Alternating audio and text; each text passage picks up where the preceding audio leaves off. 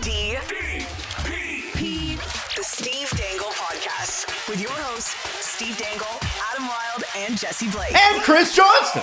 Yeah! Woo! Yeah! Hey, it's CJ's final show before vacation. CJ, can you give us another woo? Your woos are...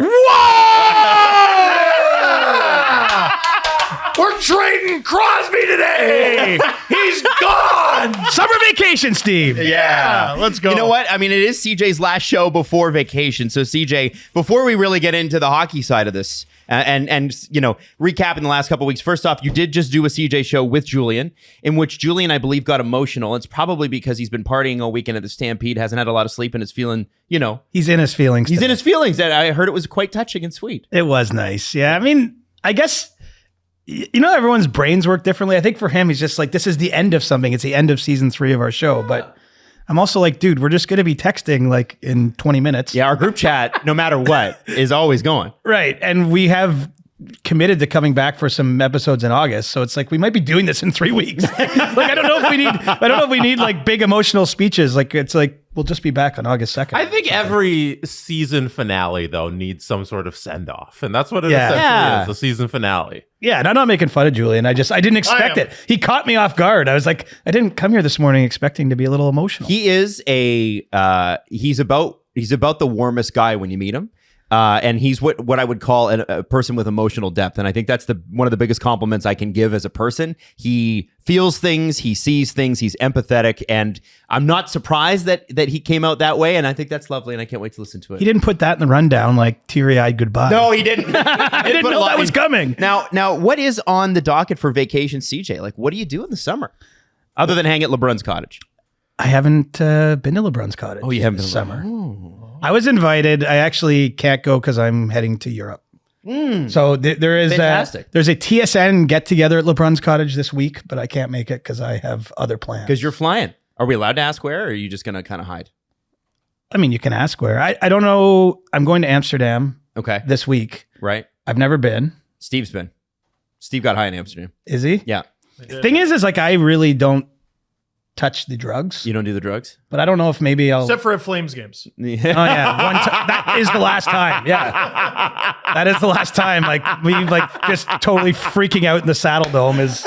If you don't know the story, CJ, the too long didn't read is CJ had an edible because it was your buddy's company. Yeah, my buddy like runs a weed company out west. And people in the bathroom were chanting CJ when they saw you peeing. Yeah. And that's just cool. That's the high level. But CJ. basically, I just ate one of whatever he gave me, and then I was like totally freaking out, and people were recognizing me. And I was sitting. I got tickets from someone who doesn't work for the Flames anymore, but I bought them. But like they were really good seats down, kind of near the glass. And it was with my one buddy who's quite muscular, and I was like, "Dude, you might just have to carry me out of here." I'm like, "You might just have to like put me over your shoulder and just run," because I'm like, I was all worried I was going to get fired. Anyway, I love it. That was a number of years ago. I've matured since. So we won't ask where in Europe. Well, I already told you Amsterdam. Does going on vacation make your runs better? Because you're like, whoa, I get to run in a different destination. It depends. It depends on climate. Because I really don't like heat.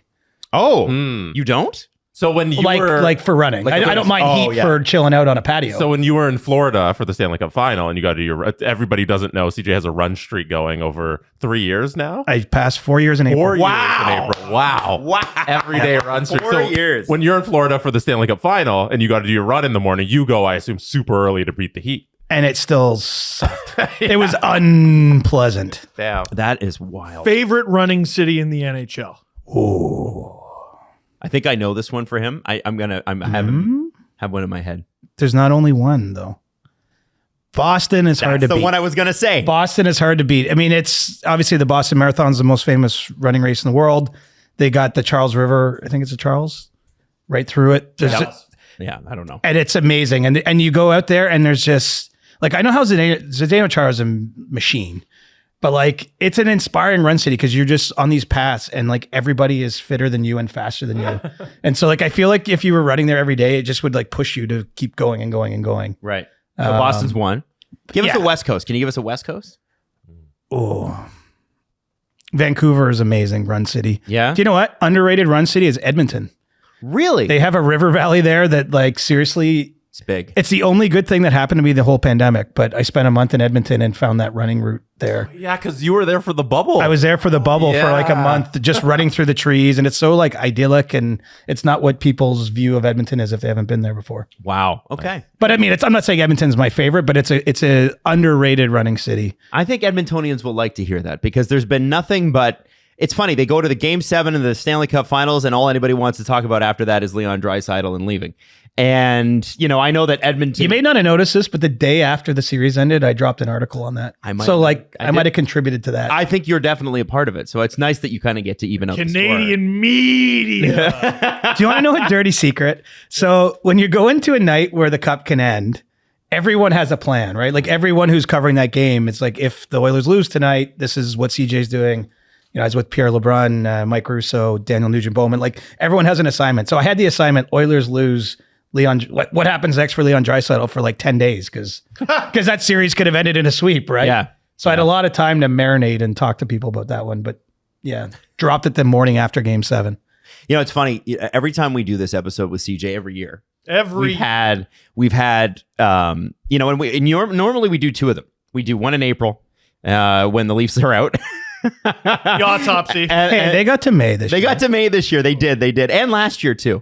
And that's only because the schedule ran late this year. I think that they got to May. But and then we do one right after free agency. So we're combining them into one. There's other things that we need to talk about. I think the first thing though has got to be since we're on the subject, two guys that you've talked about. Draisaitl's one of them. Crosby is the other. The Crosby episode last week made some waves, especially locally in Pittsburgh. And we were getting subtweeted. Oh, I know. And listen, didn't even tag reporter Chris. They just went out there subtweeting my ass. You are the Canadian media, all of it. It's just you. And I'm the last one working, so yeah. I want to. Yeah, you are actually. You're still here. I want to know what you've heard on both fronts. Let's start with Crosby because he was the topic du jour at the end of last week. He is got a year left. He has been underpaid criminally most of his career.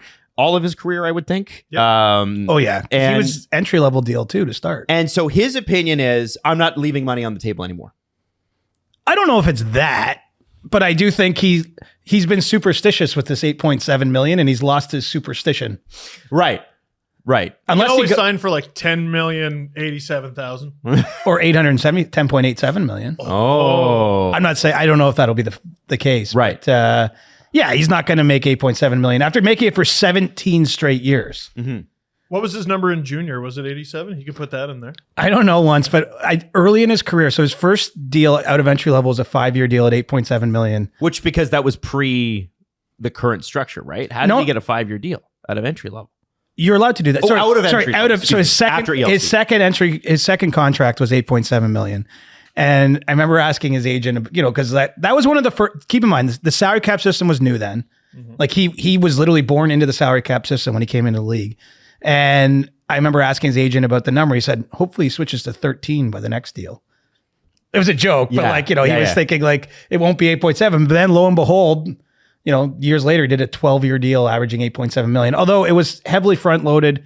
At the time he was dealing with concussions, we didn't know if he'd play all 12 years. It's a good news story that he got to the end of that 12-year deal. Absolutely. It's one of the only ones we went through it on the other episodes. It's like him and Ovi. I think it's two. Yeah. Like two of the contracts that. Like Duncan Keith. Marian Hossa. Now be illegal. It's Crosby and Ovechkin. I can't think of another one. Suter Parise, Zetterberg, Luongo, definitely not. Was Kovalchuk at 12? Kovalchuk was 12. Yeah, none of them made it.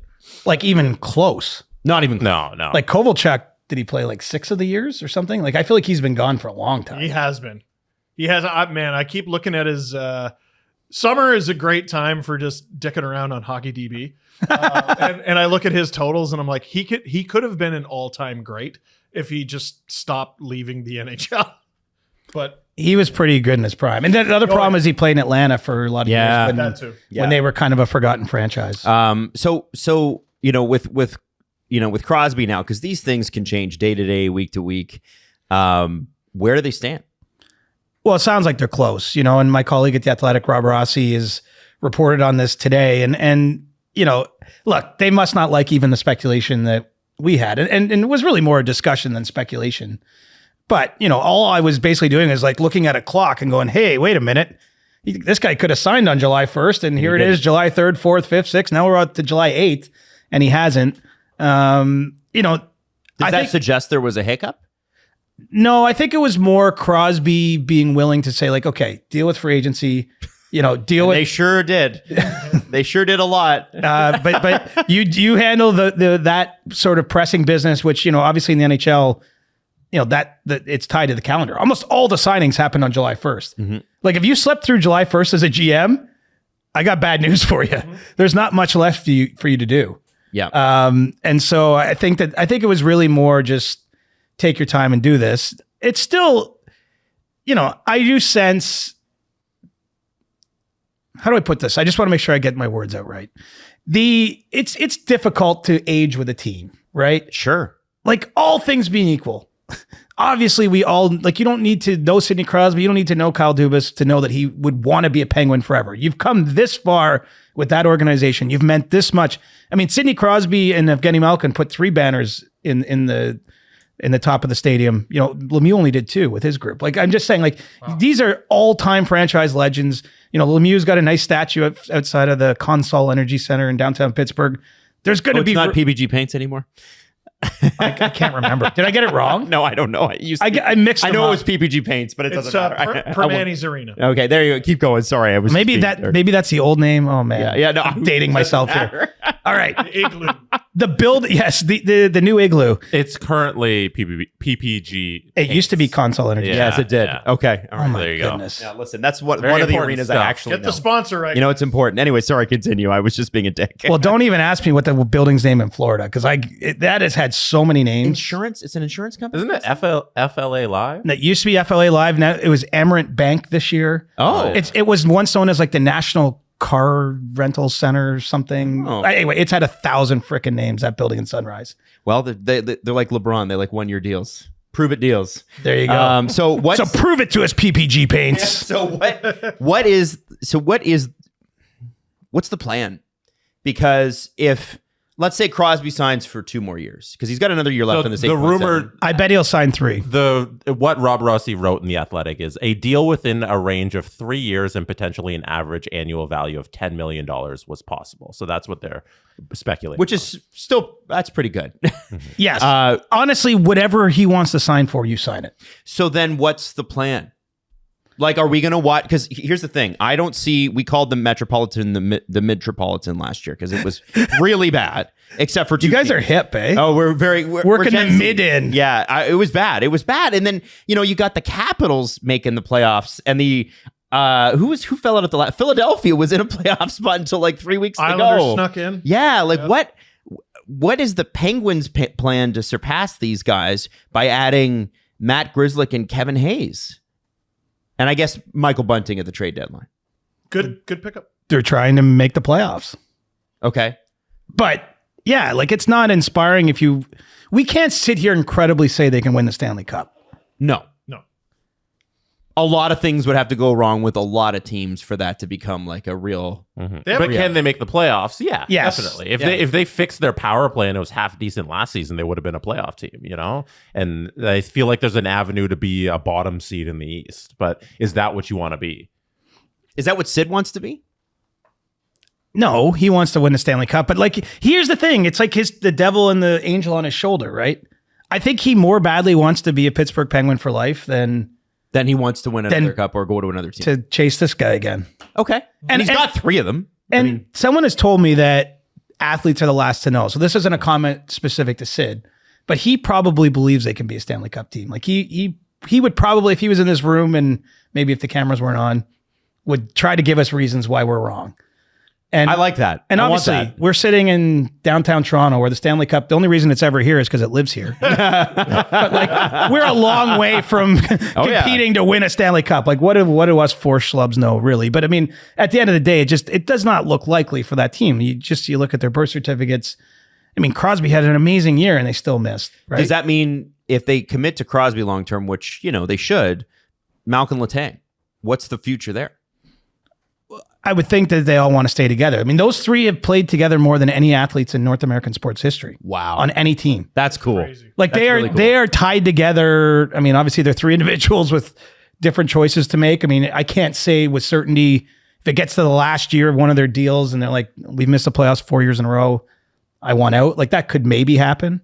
But I think the plan is to keep them together and to try to build it into a winner.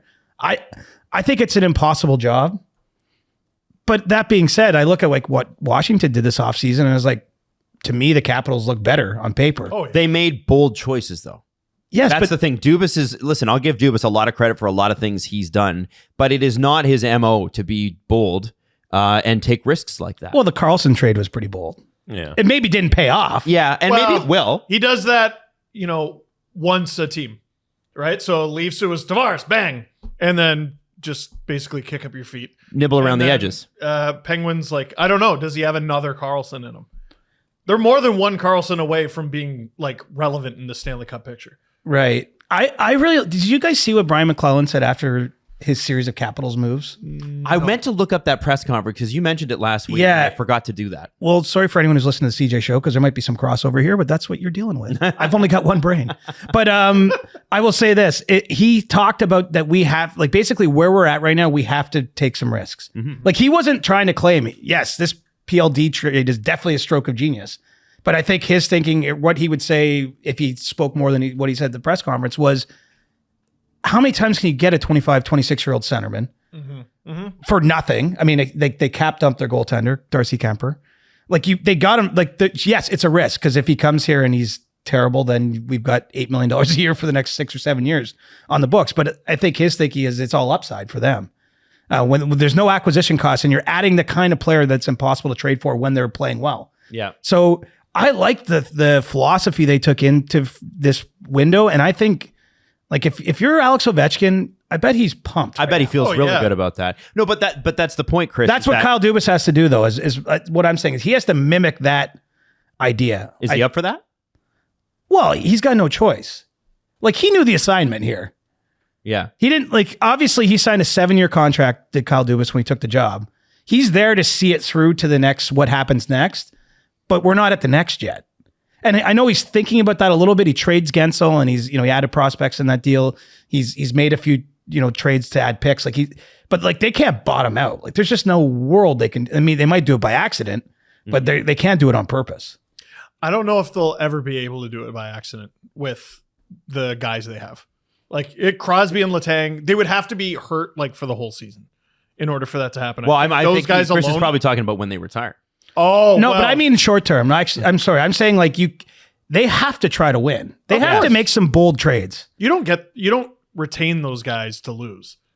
No. You're going for it. And I don't know what Kyle really maybe he would want to speed it up, but this is the job. He knew This is the job. he knew the assignment.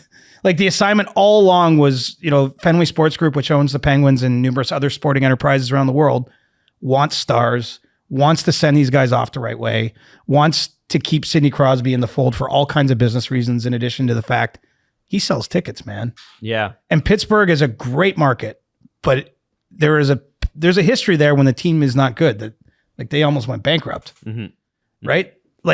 Talk about a stroke of luck for that franchise that they went right from Lemieux to Crosby with only a really brief desert period where they could have died. And it's an awesome sports market and hockey market. I love going to Pittsburgh. I'm not trying to call out Penguins fans here, but the truth is, Well, the corporate sponsorship dollars 20 years ago when that was the case weren't necessarily the same as they are now too. And they had the economics of the NHL are much different. and they had the old Igloo, which is not They the did. same building. I loved it, but it was. It was a barn. It started off as an opera house that somehow became an arena. Actually, I believe its original thing was an opera house, Wow, I had no idea. That's awesome. and it was in that one movie. What was that '90s movie that it was in?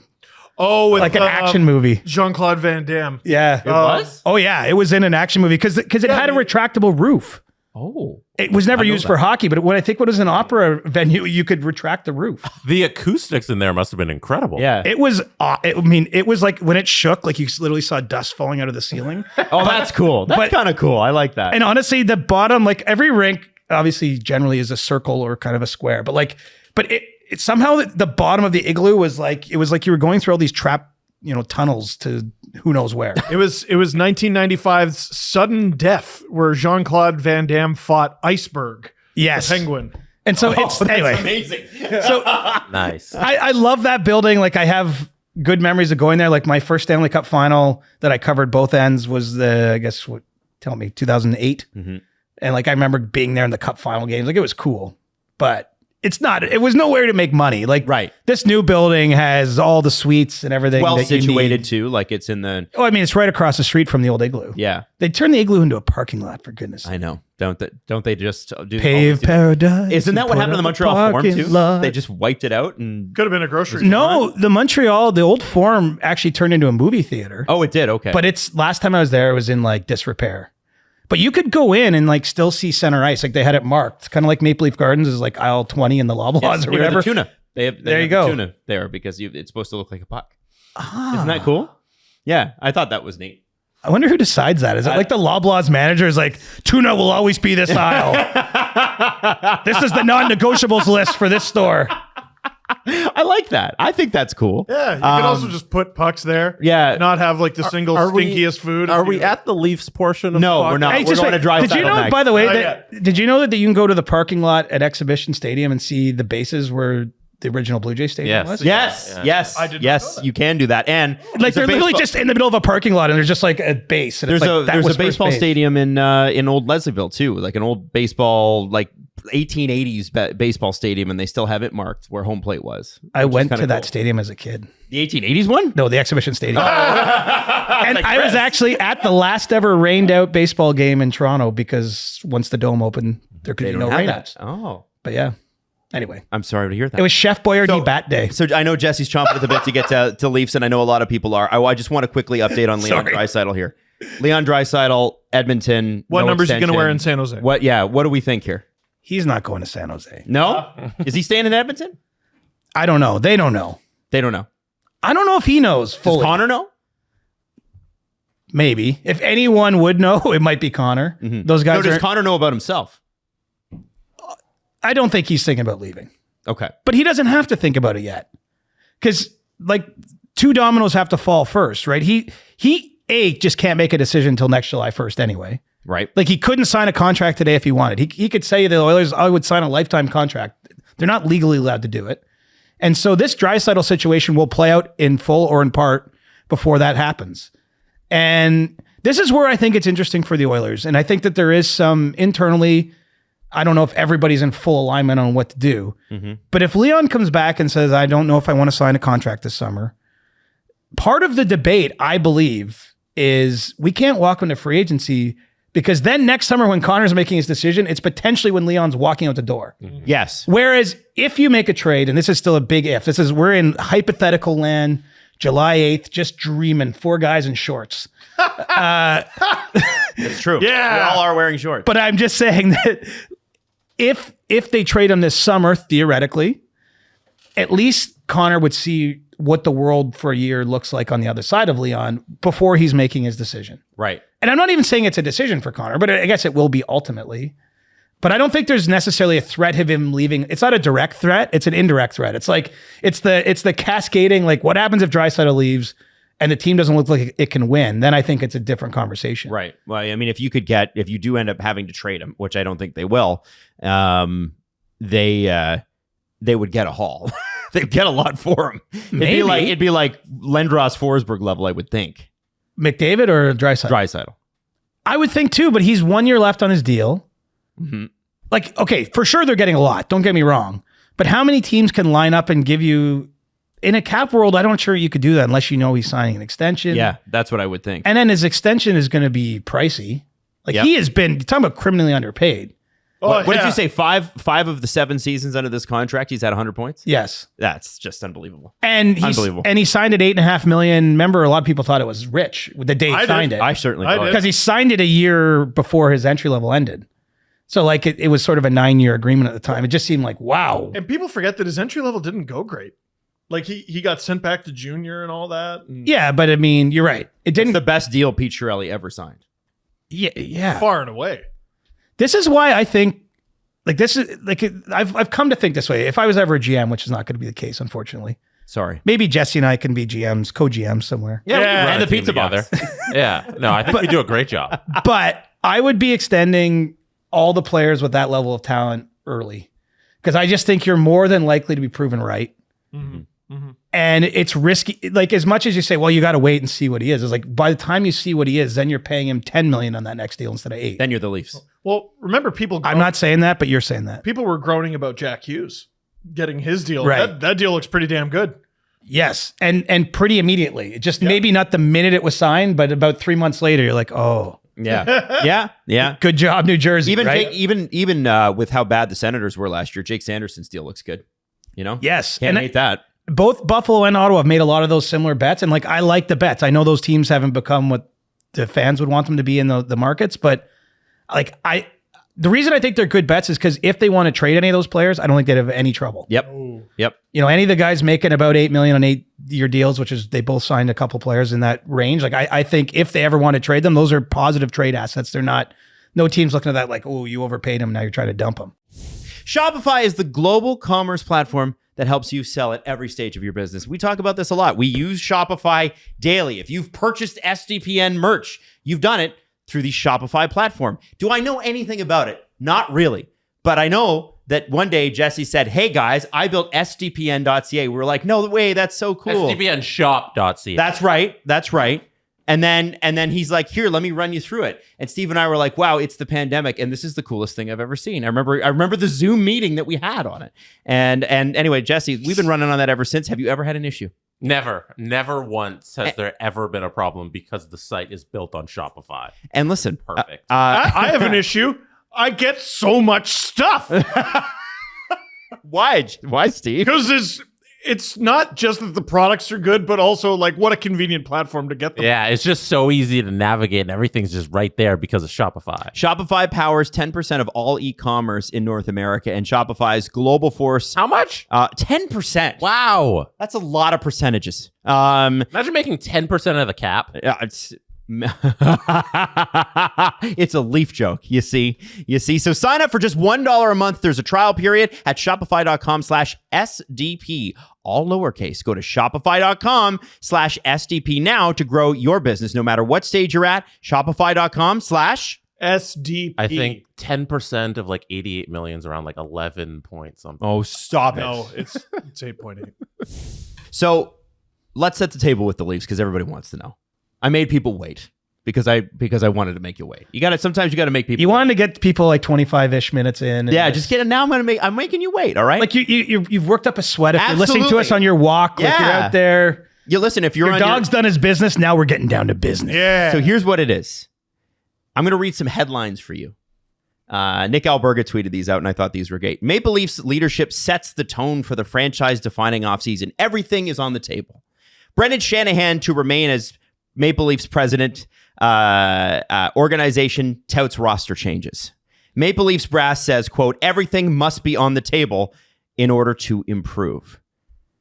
Chris, Who flipped over the table? is that what you think that they did this offseason? I mean, they let Ilya Lyubushkin walk. True.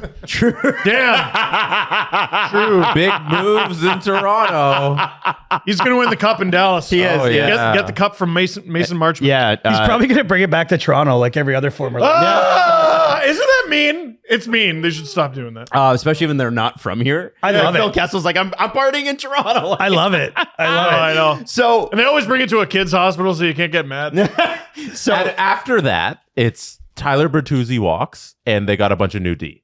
That's the only changes with the roster. notable new D. Sure. Yes. And signed a term. And we were just talking about bets. Joseph Woll's a bet. We'll get to all that. And so you said they let Lyubushkin walk. Is that kind of your summation of how bold you think they were this offseason? Yeah, they weren't bold at all. I mean, they made. It's not to say I don't like some of the moves they made, but it's hard to call any of them bold, right? They signed a goaltender they feel good about. They signed Chris Tanev, who obviously has been a long-time target. You know, OEL. add OEL. We'll see about Yanni Hakanpää. Do you know anything about that? Is he going to play? I think. Well, I'll alert you to this. They have yet to officially announce his signing. Yes. Oh boy. I don't think that's an oh boy. I think that's they have to get him medically cleared before they would do so, Okay. which is not unusual. The doctors looked at him though, did they not? Did they not have a When? look? I think they reviewed his records, but now they will get their own doctors to look at him Okay. specifically. That's my understanding. Man, one Steve Simmons article and all of a sudden this whole signing held up. Like it's great. I can't remember a free agent signing like this in recent memory. Well, they never announced it, right? But like that day is so crazy. Yeah. Like we report a lot of stuff. Like they did announce, like I can't remember one of their signings they did announce the next day, even though we'd already reported. Yeah, it was Stolarz. Yeah. I think. And even when Brad Treliving spoke to the media on the night of July 1st or late afternoon, he talked about Yanni Hakanpää. Yeah. But like it's, we all get ahead of ourselves, but nothing is officially official until it's filed with the league. And so the Leafs don't officially have him under contract. I think they've agreed to a contract pending physical. Passing the physical. Yeah, and I don't know if he's going to do so or not. I mean, obviously there was some doubt in Dallas based on Steve Simmons' reporting. It's not a bad bet though. Like if No. first of all, that money, that dollar figure, $1.5 million, and big right shot D, and the Leafs believe they have the best training staff in the league. Like, why wouldn't you bet on your people getting more out of him than anyone else could? So, okay, so Yanni's great, but I want to, it's important to start from the organizational level here because Mitch Marner has been the topic du jour for 9 weeks, and to me, this situation starts and ends with management. It starts last year when Kyle Dubas said what the Leafs said this year, which was we need to put everything on the table to change this up. It seemed like either Nylander or But he Marner said that would be 4 up the days door. before he was fired. Right. So nobody ever did anything. Well, that's what we're saying is that But it was on the table. that was part of the. It seemed like that was part of the reason. Like You may recall I reported when they hired Brad Treliving, the first thing they did is phone all the core 4 guys or their agents or whoever and make it known, don't worry, everything's okay. So, what happened this offseason? Where was the conversation at the management level? Forget going to the agent. I'll ask that in a second. At the management level in the boardroom, did they ever say this player is out of contract in a year? This player hasn't really performed well for us in late rounds in the playoffs. We should probably look at moving on from this player in order to support the rest of the group that we've put together. Have they ever had that conversation? Did they ever address it? Well, they had the conversation that they'd be willing to move him They did have that conversation. internally, and I would suppose externally with other teams. I don't think they've ever gotten to a point where they had a deal anywhere close to one that they'd want to make. And to my knowledge, they haven't even gone to his representative and asked him to waive his no move. So they would have a deal in place first before they'd ask him. I think that's the way you do it. Okay. I don't know what the processes are. So I mean, because otherwise you're dealing in hypotheticals. I mean, look, there's 2 ways you do it. You go to the agent or the player or both and say, if we were to move you somewhere, what kinds of places might you want to play? And you hope he gives you a list longer than one. Because if it's one, it's an awfully hard trade to make no matter who the one is. It's just hard if you're only dealing with one suitor. That's what happened in the Matthew Tkachuk deal from Calgary. Is he had a few teams he was willing to go to at that time, Florida being one of them. I know Carolina was one, St. Louis was one. There might have been more, but there was at least 3. And so at that time, Brad Treliving was able to talk to... wasn't it Carolina, St. Louis, Florida? There might have... Was there a 4th? I don't know if Tampa was there. I don't know. I think Natchez was part of that deal potentially. Yeah, I mean... Yeah. It's funny. The same names come up, right? Because Yeah. it's just like maybe not quite perfect fits for what those teams have and their talented players. But that at least gave Treliving at that time a chance to talk to multiple GMs and then pick the package he thought was best, and they made the deal. That hasn't happened again, to my knowledge, with the Marner situation. So I guess what we have to learn is the quote you keep reading there, and what is it? Everything is on the table. Is this a quote that was just like supplied? No, that's what they said. No, sorry. Was this a quote that was supplied to them like as a way to manage that moment? I think to it was. satisfy everybody. But like, did they actually act on it? That's why I'm asking you, because I don't feel like they have. I think the team's better, but I don't think they've been bold. No, we all showed up to the drive-thru and the ice cream machine's broken. Like, but So then what do you do? the sign said, you can get an ice cream sundae here. And then I get there and there's no ice cream. And so, yeah, I'm disappointed.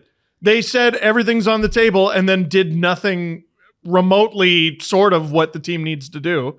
And I'm upset. Yeah. I mean, I get it. The problem, they waited a year too long. Well, we all know that. I hate- they have to undo their own and I'm mistakes. sorry, on I that. hate relitigating everything, but it's actually the truth. Yes. Like where Kyle was a year ago mentally was the right place to be at that time. He'd seen the team fall in predictable ways. He had a window before no trades kicked in for both Nylander and Matthews, but they weren't trading Matthews and Marner. And he was, for the first time, publicly saying, we're going to look at the options of moving. He didn't say moving those players, but that's what he was alluding to. That's what he was winking at. But they had that window when they could have done it, right? Yep. And it could have been Nylander or Marner, right? Like they were looking at both. 100%. Yeah, and look I'm pretty sure, and someone can fact check me, I'm pretty sure that Tampa just traded Mikhail Sergachev before his no move kicked in. Yeah. Yep. Mm-hmm. My point is they were in the same window and they're like, this is the last time we can do it where we don't need his permission. And Sergachev seems happy in Utah. But the point is Tampa was going to make the best move for Tampa before that no move kicked in. Instead, the Leafs opted via Brendan Shanahan for turmoil at the top and an expiration of that opportunity. Oh, team with a good track record, team with a bad one. Yes, and then Pick your pick. and I'm not even second guessing this, but that also locked them into giving Nylander the extension in a roundabout way, because then it's His like, no trade kicked in, didn't it? well, yeah, his no trade kicks in, so you're not moving him. And then he has a great start to the season. Well, you're just going to walk him to free agency? It's like everything is a cascading set of circumstances. But I go back to like when they hired Dubas, probably at the wrong time. Yep. it was Colorado had been pushing to get him. Right? Well, and Lou's contract was up. Lou Lamoriello, his predecessor. So it was the right time to hire him for the organization. But it was right before going into all those negotiations with the players. The negotiations didn't go particularly well from a team standpoint. Starting with even missing Nylander for 2.5 months. Never seemed to. So I guess we were back to square one with the same team, the same core of the team. Why is the MLSE board okay with this? Other than the fact that the Raptors aren't going to make the playoffs this year. Financially, it makes sense, but other than that. I guess the answer to that is they're not. So what Keith Pelly said that day too, we didn't talk about that, but he said, I'm not here to sell sweaters, right? And so he's the new president that reports to the board between Shanahan and the hockey leadership. And he sort of made it sound like we're not here just to be a behemoth in the industry. We're here to win. But they have yet to act that way as an organization, going back to preceding Keith, right? I think the reason they've been okay with it is because the teams won a lot in the regular season. They do get playoff gates every year. I think that they're first or second or third every single year in revenues among NHL teams. So they are a successful business. They just haven't had the kind of success that... This is actually my pet theory, honestly, on why no Canadian teams have won in 30 years.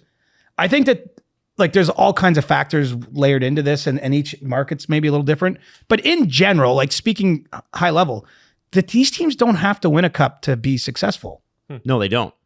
They just have to be kind of okay, and all the buildings can of fill Well, up. I think Winnipeg does. Winnipeg this year kind of showed that you even being successful, it's not good enough. But that was 10 years in. For Yeah. the first 8 years or 7 years, they sold every ticket no matter what. And like I look at Florida, like that building absolutely sucked to go to. I've said this so much, but 10, 12 years ago, they had to get to a point where they're this good. And look at, now it's full. They're charging $100 to park in the parking lot. Wow. In the cup final anyway. Damn. I'm not saying every way, but like, Yeah. and really all that arena is an arena with a big parking lot. So like you're making pretty good money because everyone kind of has to drive there. You could drive to Sawgrass Mills Mall, by the way, park there for free and walk across the street. But I'm just saying, just pro tip. Yeah. But like the point is Florida has to be that good. And now they are incentivized as an organization, not just, I mean, of course, everyone likes rings and they like, but they know that if they go back That brings money. if they go back to mediocrity, they're going to be mediocre, right? To me, like Tampa, I mean, it's hard to know because Tampa's been so good for so long. But my guess is if they retreat, and I'm not predicting that they will, that they won't sell out every game anymore. But in Toronto, every game is sold out. It doesn't matter what the team does. So I think anyway, I don't think ownership is driven.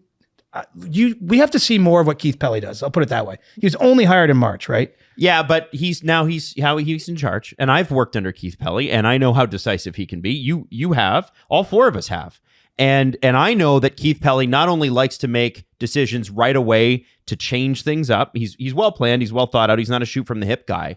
But this is a guy who's been really decisive, and I am shocked that he's allowed them to go through this offseason and pull this kind of shit. Because again, team's better. I think it's better. I think it's missing a third line center. But to say that you're going to be bold and then not follow through on that from a guy who, in my experience, has been nothing but bold is really surprising. Well, Really surprising. there's still more than 2 months till training camp opens. So it's like we can comment that, yeah, this is surprising, but it's not fait accompli that nothing happens. Okay. So next year when Brendan Shanahan gets fired and he's replaced with another president and he says, I just got here, and the Leafs are going, I just got here for the third straight year, do I have the right to be mad? You have the right to be mad right now, man. And he is. I am. Yeah, they're Just ask him about Sorry, it. I was just gonna say, Tee him up. yeah, you do We all not. know. You do not need my permission to be mad. Like, you have a right to be mad. Yeah, they keep losing. It's pretty bad. I don't like it when they do that. It's I not wish they ju- did the other thing. It's not just that they're losing; it's that they're losing in such predictable, familiar ways with the same. every year. With the same people, I think, Yeah. is the key there. And when Brad Treliving talked about everything on the table, I assume he went and he looked at the table and he says those moves aren't the right moves to make at the table. But like when we expected bold moves this offseason, there was only one.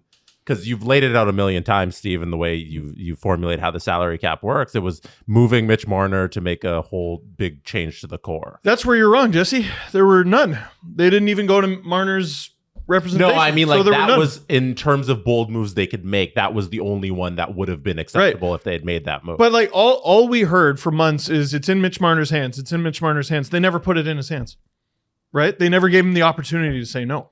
They didn't want to go to war with them. I know that much. Why not? Go to war. Why not just be like, hey, what about this? Give him the opportunity to say Why not? I think that Why not?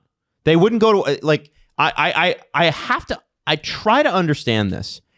Why are they so afraid of this guy's representation? They got bullied last time into a bad deal. If Mitch Marner's a free agent this year, is he making much more than he's making now?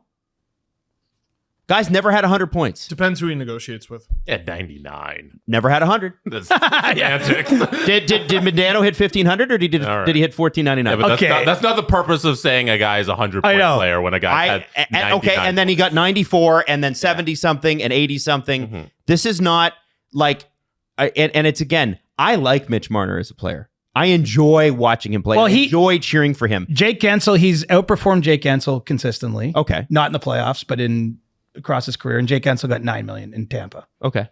So he's getting above Gensel on the open market for sure. He's younger, plays the same position. How can But I'm not sure if he's getting $2 million more a year more than Gensel. how can anyone have an appetite for that?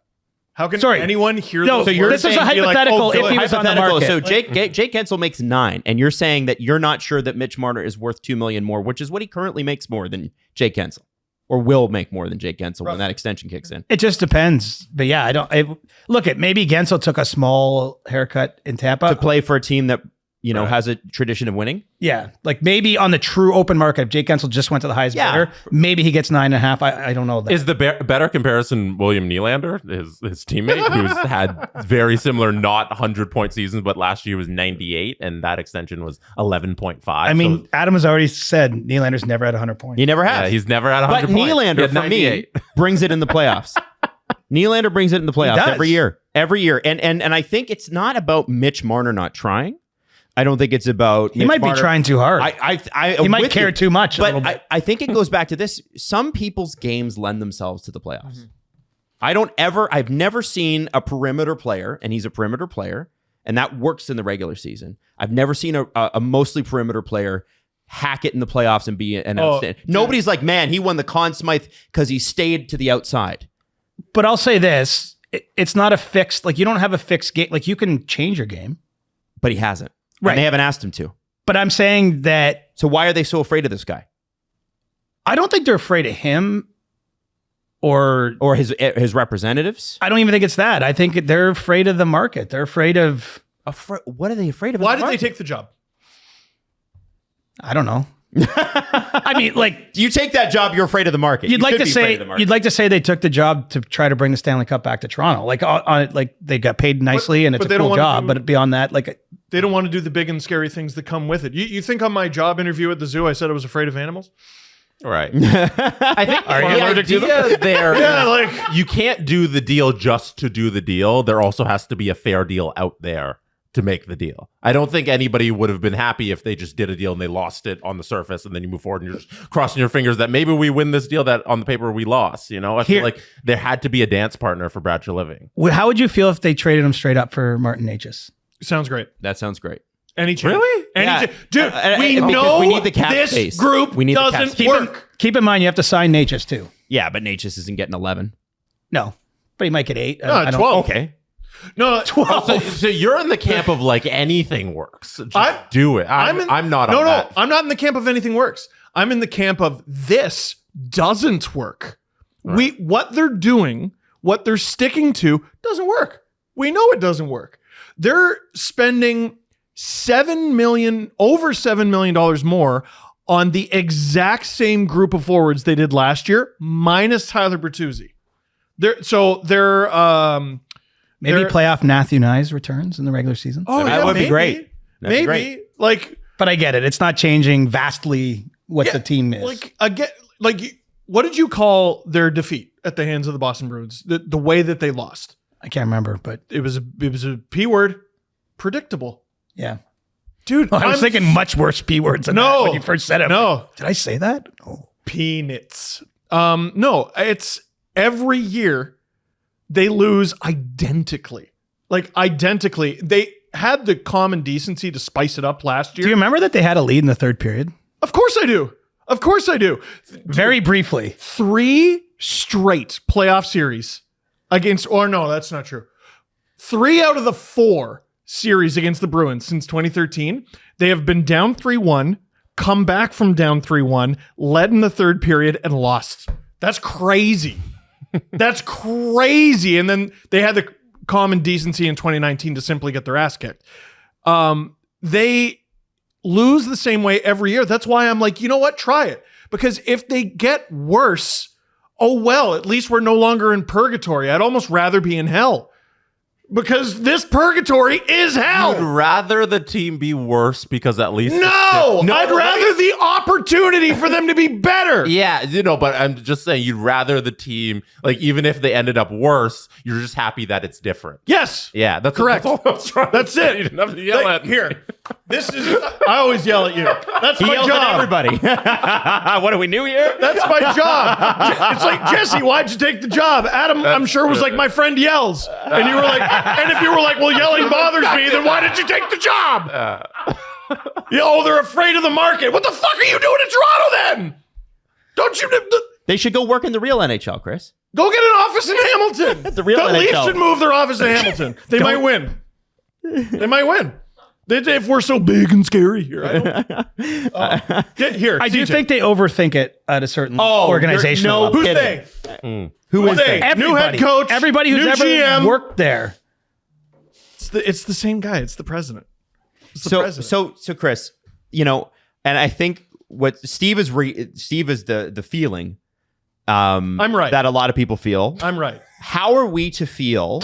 Steve is the feeling. How are we to feel That's good. patient? We should get T-shirts. The feeling. He is the feeling. It's a picture of And it's Steve. just me looking dismayed Because what I'll and disappointed. That's a good nickname. Yeah, the feeling. Because he you know how is. Joel Embiid is the process. Yeah. Steve might be Steve. Trust the feeling. Steve, the feeling Trust dangle. the feeling. We might have something. They're gonna lose again. My question is, as fans, because literally, even down to my wife said to me, first off, Tyler Bertuzzi was her favorite player, and she's dying that he left. Hates that he left. Because she's like, what at is least- Chicago doing? Anyway. Well, I don't know. I don't But know. she was like, at least somebody went toe to toe with Marchand on this freaking team finally. And Bertuzzi did. And she's like, and then we're just gonna let that walk out the door. I'm like, Damn. well, there's other considerations. Damn, that's crazy. Why do so many forwards walk? It's Yeah, weird. It's crazy. My question is, Get a nice Toronto shine and then get a good contract somewhere else. how Yeah. are we supposed to feel The good Leafs are about responsible for inflation. the lack of following up? Because I do understand the argument of, well, there needs to be a dance partner, blah blah blah. You're telling me if the Leafs really worked hard, there wouldn't be a dance partner in a great city for Mitch Marner? You're telling me I just don't know how many places he would go Utah, play. Vegas, Nashville, one of the Florida teams, any of the places with no tax states, warm country, whatever it is he's looking for. And You're then telling me, Marner also has to agree to that. but you're telling me Right. he would say no to all of them. He needs to be a Leaf so bad that there's not only can I not find a dance partner, but it couldn't be in a city that Mitch might want to play in. I have a hard time believing that Mitch is that narrow focused. He's been in the NHL a long time. He knows it's a business. I have a hard time believing that the Leafs put 100% into that. I have a hard time believing they put 1% into that. They just said, this simply seems too hard. I don't think people. So why explore it? Did we ever hear of any true trade rumors regarding this player? Because if they'd done their work, we probably would have. The agents leak that stuff. The GMs leak that stuff. The AGMs leak that stuff. That stuff gets out. Maybe not from the Leafs side, maybe not from Marner's camp, but that's getting out there. And I didn't hear one reputable, actual, real trade rumor from the Canadian media from this guy about this guy, which tells me they didn't make a lot of phone calls. And that's I think the they made problem. phone calls. I mean, How'd they go? Were they long? well, obviously they haven't. Hey, What? Hey, you want Mitch Marner? You know what? No, instead, I'm let's in a not. weird spot. No, where I feel now like I'm here. I'm in the defending- same room. No, but gotcha. I think I get to ask all the questions. You're right. And I think the question, Chris, is I just don't want to be piling on because I do. Here's the thing: the feeling is allowed Just to pile on. answers. Yeah. The feeling is here. feeling is this. So, I'm meant to try to be like the thought. well, and I love that. I think that's a perfect nickname for you. Chris, the thought of the feeling. we're not going with that one. Oh, the THOT. Yeah, let's DJ. I didn't mean that. back up from that one. My point is It's this. tough being Chris, the old it's over hard here. for The us mind. sitting on the outside to go, you guys are paid what Shanny's making $7 million, what's Tree, three and a that's half, good. 4. Good for like him. these guys are making millions and millions of dollars. And you're telling me you can't even look into this? Well, they looked into it. Is the point? I don't know. How much? Well, I don't He know doesn't that. He doesn't know. Let him finish the answer. Let him finish sorry. the answer. Let him finish the answer. Go ahead. I'll say this in general or broadly: you don't lose a trade you don't make. Well, they certainly don't win many of them. But like, I'm just like, I could see why you'd be scared to trade this guy. Sure. But you're going to lose your job anyway. They hired the wrong guy. You do have to be bold in this city. You do need to be Well, bold. it's hard not to like. I'm not even sure the Lightning are better, but it's hard not to see what Julian Brisebois did with his pickle. He turned it into relish. Ooh. Oy! The thought strikes again. The thought. So, okay, let's That's move the on. name of the show, by the way. So from the Mitch Marner side of things, here's what I worry about with this player. Because it's not this is not a pile on Mitch Marner thing. To me, this is fully on management. Mitch has done nothing but be a good citizen here. He has performed well. Every time he's played, there are spotty playoff spots. You cannot talk about his career here without mentioning them. He's been great, But to he's the not the fans. only one. He sells a lot No, of jerseys. No, he's he's not the only one. But I'm just talking about him because he's the one that's out of contract. Right. So here's the option that the One Leafs more have reason presented why themselves. last offseason was better. Because you at least had the alternate universe of Nylander going into last year, and you were trading Mitch with 2 years left. Yes. Which is a different asset. And so my point and what I want to get to here is with Mitch, it feels really unfair that to me anyway, that Leaf fans are putting this all on him. The hate is towards him Yes. rather than to the people making the decisions. He represents something more than just like his actual performance. It's frustration with management and their inaction. That's what he I'm represents. so sick of having to explain this. It's like the Tyler Bozak stuff. It was never anger at Tyler Bozak. It was anger at Randy Carlyle for making him the number one center for no good reason. Yeah. And never putting Kadri there. And never putting Kadri there. And then when he did, they Or won. Grabovski. Yeah. Punting Grabovski when they did. It, let's not go there. But I'm just saying the point here Kuhlman, is that Grabovski, MacArthur for life. Here's what Mitch Marner gets. Next season, he'll have a ton of fans like he always does. But he'll have a gigantic subsection of Leaf fans that are unfairly pointing this at him. And if he walks to free agency next year, which it's looking like he will, at least from this standpoint on July 8th at 12:41 p.m., and he goes and signs somewhere else, there are going to be riots. No, he's just another. Twitter Why? riots. Why?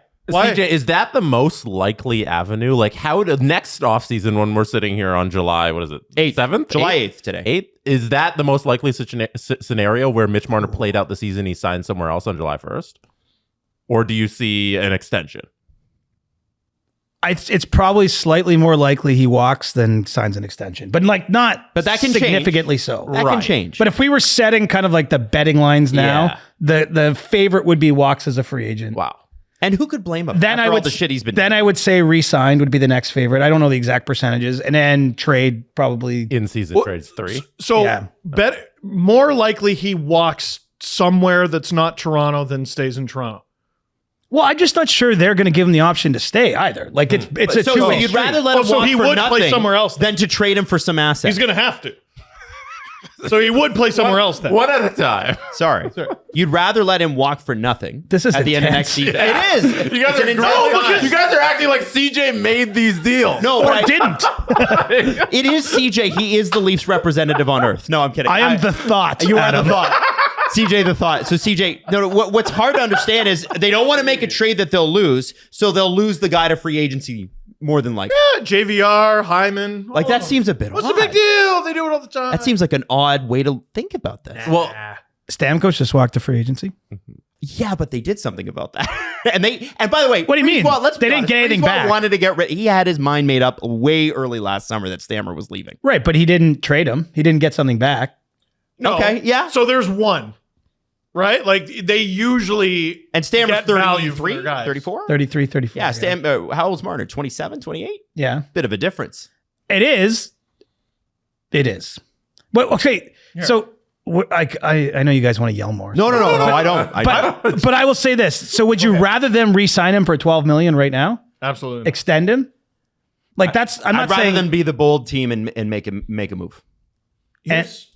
and you know, you also have Tavares up next year, which I know is not nearly as pressing or That I don't mind an extension. He's got to take a deal though. He's got to take what Tampa offered Stamkos, the 3 million times 8 or whatever.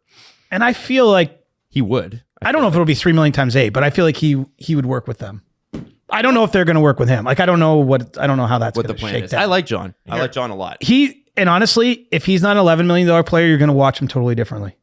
Absolutely. I I still 100% think agree. he's great. Oh, I yes. still Like, doing maybe close to 80 points. He's seriously like underappreciated just because the team hasn't got over the hump, and he's on the 7th year of 7 years. Of And- course his play's gone down a little. yeah, but he's still not like he's still okay. Yeah. Like look at the other guys who signed contracts around that time for similar money. Like Duchesne got bought out in Nashville.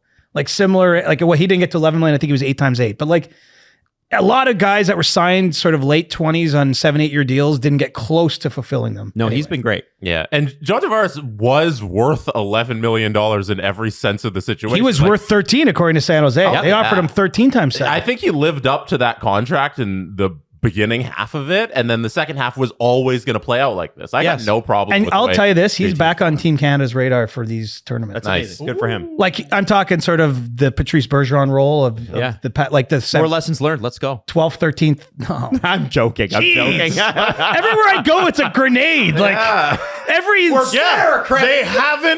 They've won 1 out of 8 playoff series. Yes, I'm not it's a making minefield. nothing to do with CJ talking about John I know, Tavares and I Team know. Canada. I'm Yes. just giving it all. Like- That's amazing for him, though. I'm just saying, I think that there's something to be worked with there, but we'll see. I agree with you. Not a priority. Let me say this instead of yelling it. Okay? Because I wrote this down so that I could read my words calmly.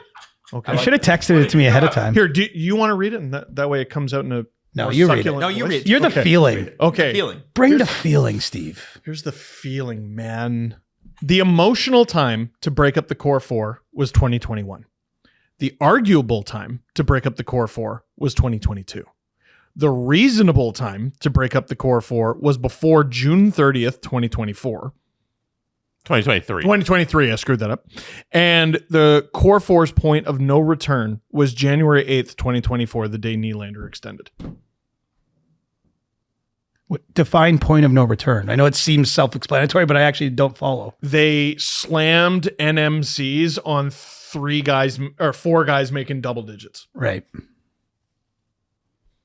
Like there was I love William Nylander. I think he's a great player. The team is better with him. But like for anyone who thinks it's just Marner and we're picking on the kid, everyone's always picking on the kid. If they had gotten rid of Nylander, it would have been really tough to stomach and I wouldn't have liked it, but there would have been some sense there. It would have made some sense. You can't do this. No one in the league is close to doing this. No one in the league has a group of their top 4 highest paid guys that's within 8 million of the Leafs.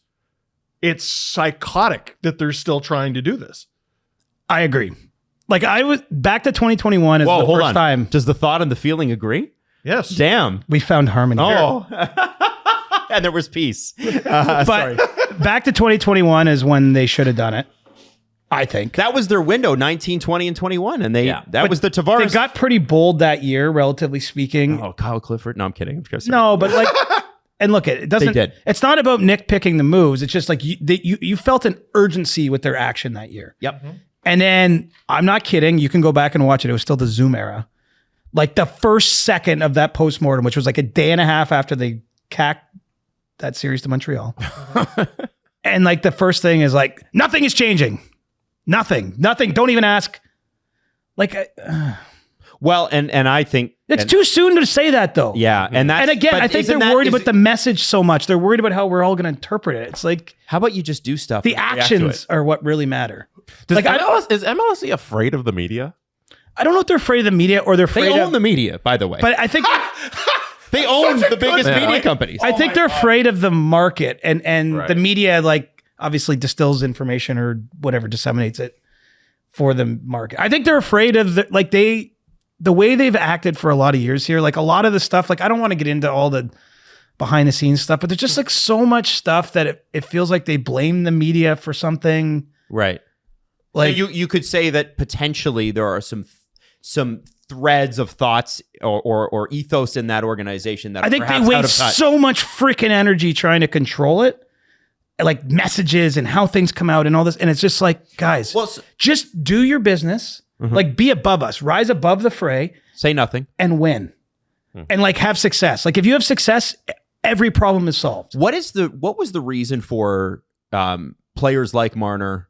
And I'm going to point out Morgan Riley again because I'm still pissed about this. Game 7, those guys not coming out and talking to the media. Players who are wearing forget just players on the team, but players that are wearing letters on this team, not coming out and speaking to reporters after the game. And it happened a lot this year, especially. Why Yeah. is that? What's going on there? I don't know exactly. Like I'm not around day to day. I was there day to day in the playoffs.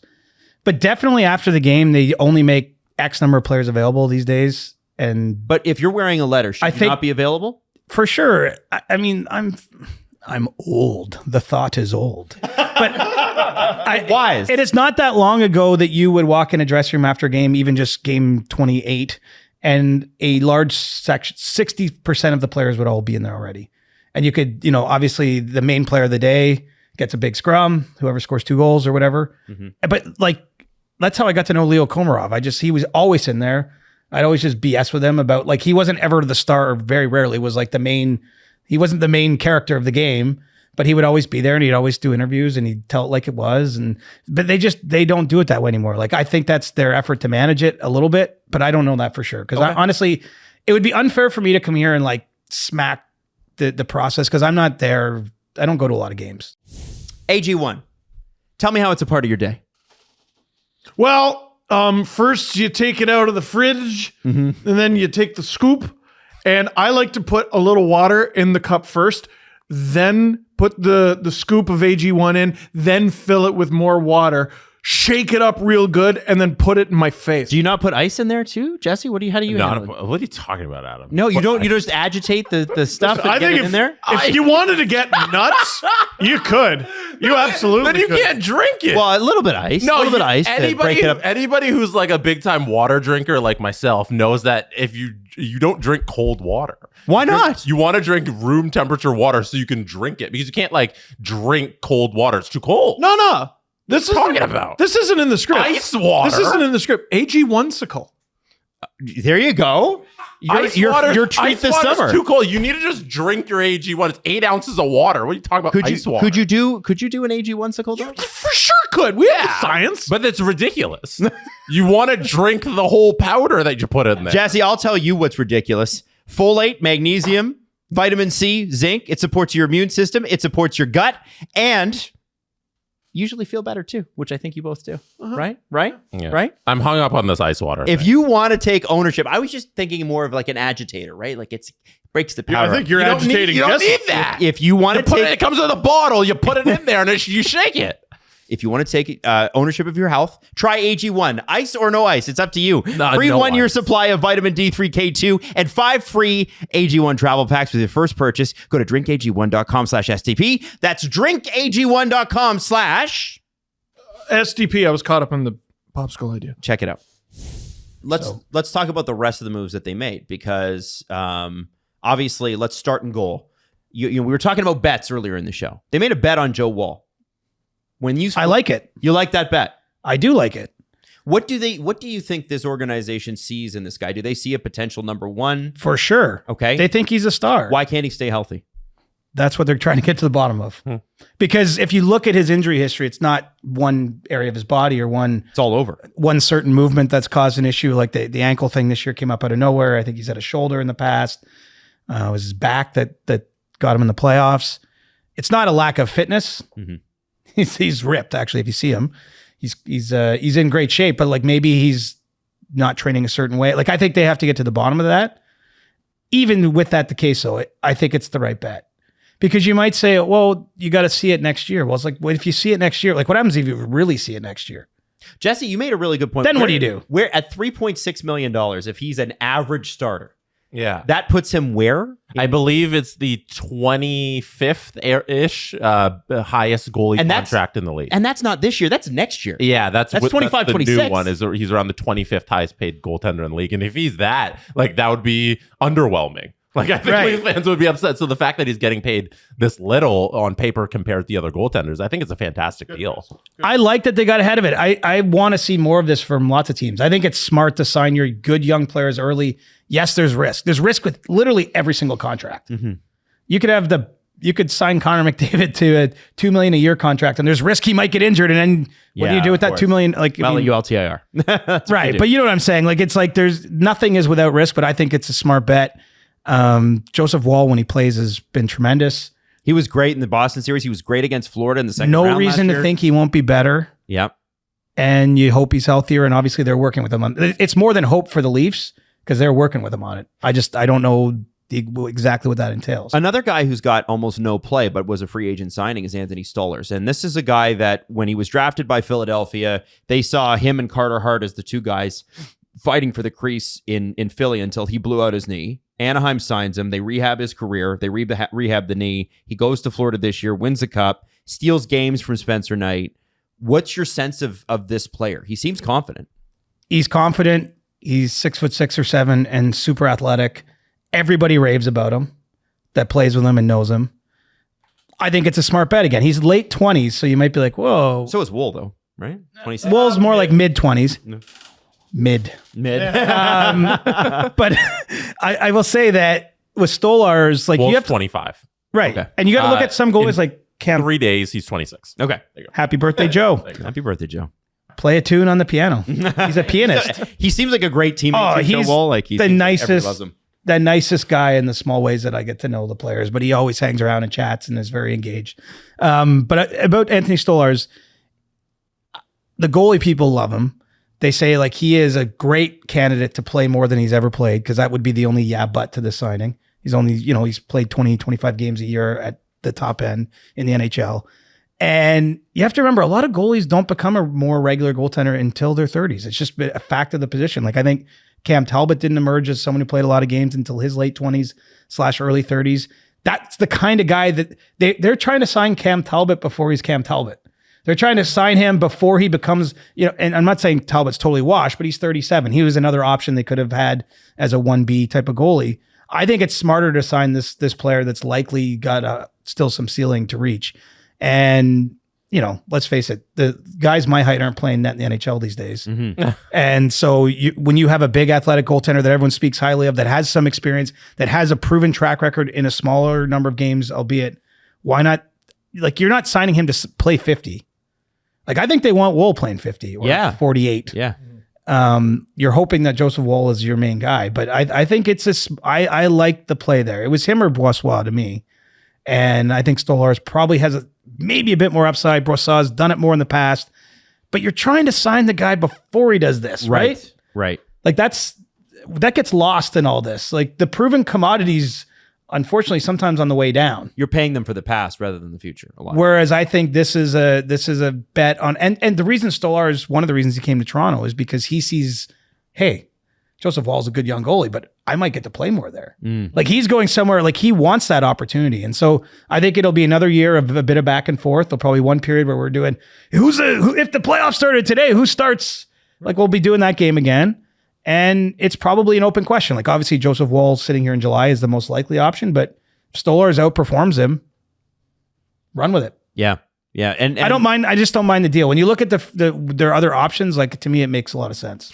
one thing is pretty clear on the defensive side of things. That's why I'm starting goalie out is, when Treliving got here, it's very clear that behind the scenes, he looked at things and went, what the hell did you guys leave me with? Right. He wanted size and they needed some puck moving. So last year they tried to get a little bit of both with John Klingberg, who's tall and moves the puck well, and skates well historically, and shoots when he doesn't have point, a hip injury. Yeah, when he doesn't have an injury, shoots from the point, which is something they do not have on the power play, which is they still really don't have. What do you think about what Tanev brings? And then we'll work our way down to OEL and some of the other guys here. Tanev's the big one. He's the big one because he's a right shot, which is what they specifically targeted. And he can soak up, I'd say 20 minutes. Like this is where it gets interesting. Like I've seen a lot of commentary, like he's going to play on the top pair with Riley. It's like, maybe, like he's 34. I'm not aging him out here. He signed a 6-year deal, but like there's a chance he's playing on like a second, we'll see how the coaching staff games it out, but maybe he's playing on the second pair and it's more of a shutdown pair. So there's still a hole on the right side to me. I mean, maybe it's Hakanpää. Like if Hakanpää's healthy, Steve's gonna lose it if it's Liljegren. So no, that's not true. No, that's not true. Riley Liljegren. He'll be mad if they're scratching him in the playoffs. Yes, $3 million. that I won't be mad at. That I won't be mad at. Okay. And there's still room for trade, maybe. Like again, it's not all settled. But I mean, the Tanev signing to me is like it's smart. Like why? Where's the downside here? This guy's consistently, by every metric used to measure these things, the best or among the best defensive defensemen in the league. And recently healthy. Yeah, he had an awesome season last year. Yeah. Mm-hmm. Yeah. Unfortunately for Dallas, he was injured at the very end of their playoffs. Right. And that's the only real concern with him is that the way he plays, his style is not geared towards playing 82 games plus 24 more in the spring. Hey, listen, if Chris Tanev is hurt in the East Final next year, I'll be okay with it. But you'll be ruining that it happened. I'll be ruining it, but the Leafs will at least be in the East Final. Right. So then that brings us to the other bigger name is Oliver Ekman-Larsson, who had a resurgent year last year. Oh, sorry. Well, sorry, I do want to hop on one thing. Go. Get in there. I thought he wanted to get in on Dakota Mermis. Yeah, me too. Yes, thank you. So, and also Cedric Paré. Something you just said is there could be a trade. And on a recent CJ show, you mentioned there's still a possibility for Liljegren to get traded. And that was one of the things that made me go, what? When I was listening in my car. Well, they certainly listened to trade talk on him and included him in discussions. Like, I think when they were still in talks to get Markstrom, I think Liljegren was a possibility in that trade, which, of course, that's the alternate universe that didn't happen because Markstrom ended up in New Jersey, where it always felt like he was going to go. Of course. But yes. I think the Leafs have been open to moving Liljegren. I think had they been able to get Matthew Roy, which they wanted, but I think Washington went the 7th year, right? Well, and I just don't think the Leafs could do that financially. No. And good for him. That's crazy. Yeah, Why? Make his money. Stop. We're never far from the feeling getting a little. It's just a question. But I think what they were priced out and then they signed because the Leafs were scared or whatever, mindful, maybe a better way to put it, of the arbitration case Liljegren would have had. So by signing him didn't guarantee he won't be traded. I don't believe. Okay. Probably more likely than not he's going to be on the team next year. But it's still, it was a 2-year deal, right? Yeah, and it doesn't feel like he's our guy forever. Certainly not. But I feel like a lineup with Riley on the top pair, OEL on the second pair. If Liljegren is playing on the third pair, where do you have McCabe on the third pair? That's the thing, right? Like I like Benoit McCabe. I feel like they should be the the third pair. But what I wanted from the Leafs. So this Hakanpää offseason- is scratched in opening night in Adam's world. Same with Connor Timmins. Oh, Connor Timmins is to the moon. But Space. You don't sign Hakanpää to scratch him. no, I don't think you do. Right? So then maybe you signed him to He might not be healthy though. yeah. Well, yeah. Well, yeah, but you sign So maybe him. he's not scratched. to Maybe he's ideally like trade. IR. Yeah. They needed puck moving throughout the lineup is my point. So at least having if Liljegren isn't playing and it's Hakanpää that's in, at least you got two guys who are bona fide puck movers back there. And I think the other thing that they really need to do this year is they need to spread the talent out on the power play units,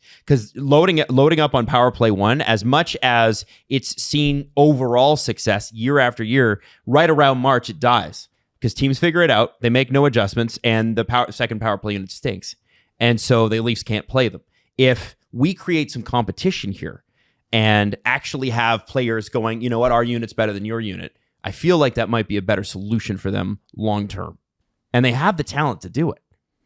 At least now. It can't be Jake McCabe running a power play, right? Well, I think OEL would be. That's my point. Yeah, he's their They guy. have that with him, and that's why I want And to talk honestly, about it. even if it doesn't work with Riley at times on PP1, I think OEL could be that guy. Like Florida did that in the playoffs. Yeah. And why the did final. they want OEL so bad? I liked the signing, to be honest, but I think some people do, some people don't. Why do you think the Leafs like him? Because he's a great skater. He certainly improved. Like last year, changed his reputation he was a distressed asset, and he played. He was healthy all year, played on a good team, great guy, and he was available. I mean, part of it is just availability too, right? Mhm. And they had to give him 4 years to get it done. But I like. Again, I've seen some people be all up in arms with this contract. I'm a little less worried about that kind of term. Like, I think you can get rid of him if you have to. Meh. Yeah, 4 years, 3.5. Yeah, I don't like. But like 2 manageable. summers from now, like if it's not working out, I think there's a way to. Yeah. We've seen. I don't know. He's not making $8 million anymore. Everybody's always like a nervous spender. I think it's because the Leafs wait, have made some bad contracts. I think the David Clarkson thing undid a generation. yeah, but in the end, they traded him for nothing. Exactly. So like, it didn't really hurt them. Like it was not a good decision Sure. to sign him to that deal, but like it didn't hurt the team's ability to build a team. They had bigger problems than just David Clarkson at that point in time. Oh yeah. Yeah. But I just think that it's sort of like at the time, like the discussion about Hyman, if he stayed with Toronto, I was like, you can't give that guy 7 years. I was like, you give him 7 years. He's an awesome guy. He's a core member of this team, and you deal with year 5, 6, and 7 if you have to. Right. And it doesn't look like you're going to have to based on what he's done in Edmonton. Yeah. Just getting better. Oh man, it's crazy. Adam was listing out the defense lines, and they have 9 defensemen currently on their NHL page on Cap Friendly that are signed, and 3 of those guys have to be a healthy scratch come opening night. I don't think cap-wise, they're going to have to send someone through waivers. So Mermis is probably going to go down, I would assume. I think Connor Timmins. Assuming too. everyone is healthy, because like Yeah. if someone's injured, you don't have to. But if they're only they're not keeping more than 7 on the opening night roster. Right. So Mermis and Timmins through waivers. Mermis and then one is going to be your healthy scratch, right? Hey, It seems like they have too many guys right now, but What? that's a I think good it's problem. good to have too many. Yeah. why is Cap Friendly still online? Yeah, I don't know. I'm looking at Puckpedia right now. They tweeted yesterday too. I'm not gonna lie. The only thing I've even thought of tweeting in the last few days was like I wanted to go take a picture of like the dead URL and be like pour one out for Cap Friendly. Right, not but dead it's yet. still It there. hasn't been dead. No, we're Every day I go Maybe to like they're just not updating it anymore. no, they are though. Like Yeah, there was. yeah. I don't know. Yeah. No, They're still going. They can't go offline until the Yanni Hakanpää deal. Do I have to go every day to just try to execute this tweet? Yeah, I don't know. yeah, I guess you do. Like I don't get it. Yeah. So do we have an idea of like Mermis and Timmins are the odd people out? Yes, and then your scratch opening night is probably one of Hakanpää, Benoit, probably one of those two, Pocket Power Brown. Okay. or maybe Liljegren. I mean, let's see how camp goes. It would suck to sign your 25-year-old for $3 million for 2 years just to healthy scratch him on night one. So That's the Liljegren situation I'm in. yeah. I don't think he's like. That's what I'm saying. It's likely one of the guys making less than $3 million. Yeah. years ago, the Leafs wanted Roman Polak. He was not good to go. And then they signed him to a deal after the season began. What are the odds they don't make the Hakanpää deal official until October? Ooh, I think they got to do it sooner than that. Yeah? I think there has to be some clarity here in the near future. Okay. Well, I would bloody hope so. I'm going to be in Amsterdam watching soccer, so I will not. No, beautiful. I won't be the one to tell you about it, but You can send me an email and I'll get back to you in August. When we look at up front, obviously the only change is the loss of Tyler Bertuzzi, the extension to Max Domi. Noah Gregor. Oh, and Noah Gregor. They didn't tender Noah Gregor QO after playing him on the first line several games last year. He signed in Winnipeg? I think so. Gregor? Yeah. Good for him. Good for him. Max Domi's extension. It seemed like there hasn't seemed like a Leaf who was more meant to be a Leaf than Max Domi in a long, long time, just because he seems to embrace the moment. Whether or not, sometimes it works out, sometimes it doesn't. What do you think of that extension? How much work was that to come together? Like, do you have any insights on that one? I think it was a slightly tenuous negotiation because of the reasons you're outlining. Both sides knew that they needed to be together. Yes. So they kind of both knew they were never really going to break up probably, but neither was getting exactly what it wanted as it went along. Which is a good compromise. Usually. Right. And so I'm not saying it was like particularly hostile, but it definitely wasn't smooth. And it stretched over a long period of time. It was only after the draft that he signed on the 30th of June. So, I mean, Very late. They went right down to kind of the wire where he could dip his toe into the open market, and they got the deal done. I think it's a sensible deal, probably for that reason. Neither side truly got what it wanted. They didn't keep him in the low threes. He didn't get, 5x5 or whatever the first number that was floated out there was. And the truth be told, he got a little bit more than Michael Bunting got last year in free agency from Carolina, which feels about right. I mean, Max Domi, he does a lot for the Leafs, right? I think he's a good sort of, call it dressing room fit, culture piece, what have you. He's very popular among his teammates, which counts for something. It's huge. Of course.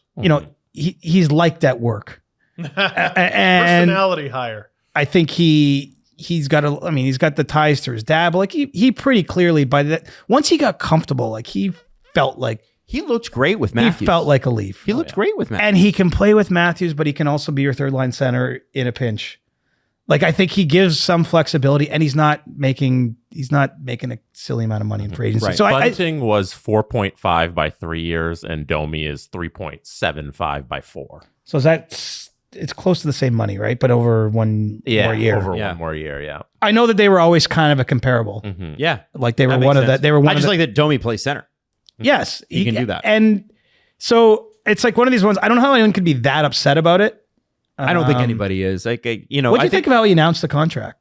I loved it. I like the what is it? The Wolf of Wall Street thing. I'm not leaving. I love that. I love that it was his face too. Yeah. No, I think I loved his playoff montage before game one too. Like about because he seems to understand in a very public way what this means. Do you know gets it? Do you know what's funny? And I don't say this as a criticism, but it's just an observation. He's a little bit reticent to discuss it with reporters. Weird. Like he doesn't like going into, like, it's not that he won't take a question about his dad, but he doesn't wax poetic about it, right? Like he doesn't play along with that, but then he drops these like videos. So you know how he really feels. Right. But like for whatever reason, he like, and that's totally fine. Like again, it's not a criticism. It's just funny. Like he doesn't, because I think especially last summer he signs here. He actually was, the Leafs do a golf tournament before training camp opens, like where it's a sponsor event and all that, fans. But we get to speak, the media get to speak to a couple of players that they handpick. And he was one of the ones that day. And I remember everyone was kind of going there looking for him to be like, I always was only ever going to be a Leaf. And he actually said, I wish I never left the Habs. I loved Montreal. And like, which was totally fine. But like, he doesn't always give you what you think that way, but then he shows you what he's thinking. Social media wise. So the guy that he played with and that looked so good on the first line with him was Tyler Bertuzzi. And obviously the Leafs ran out of money here. Right? Yeah. And Bertuzzi wanted we to know stay. why. I didn't say anything. We know why. I did not say What anything. did the feeling think? he Feeling thought, he felt. damn, that's crazy. Yeah. Damn, that's crazy. How did they run out of money? Bertuzzi signs for the same amount of money that he was playing for last year in Toronto. What was the most surprising part about Bertuzzi is he was a July 2nd signing. He probably, had he had his way going into that, was never going to sign in Toronto, and then plays here and wants to stay. Yeah, he wanted to stay. He makes the same amount of money. Stop. The cap went up, though. I know. Why isn't he still here? The We're cap feeling went up. stuff. I know. That's weird. Thoughts? Would you be thoughts from Thought? That's right. Would you be okay with a 4-year deal if he had signed that in Toronto? Yeah. Like same deal? I think so. Okay. It wouldn't Like, have been what's like 5.5 going to do? Like really, if we're talking about OEL, What's 5.5 between friends? well, especially in $100 million cap, which is what we're headed towards in the next 3-4 years, right? Well, and now I'm looking at the team like, okay, so like who plays left wing? There's Nyes. That's good. There's a good answer. Nick Robertson? who doesn't want to Bobby sign here? McMahon. Yeah, So we got Nyes, McMahon. Good start, right? And then like Holmberg, is he a Connor full-time Dewar. winger Dewar. now? Yeah. Dewar's going to arbitration, Do or do not? Right. There is no try. that's right. right? Well, and I do want to talk about that, but I want to get to Robertson, but I want to talk about Bertuzzi quickly first. He did like his time here. He did want to stay. 100%. Just couldn't make the money work. Couldn't make the money. Like he couldn't. This is where it gets awkward as a player. Yeah, you want to stay, but if they're not offering you that, like, can you really leave money on the table? No, you can't.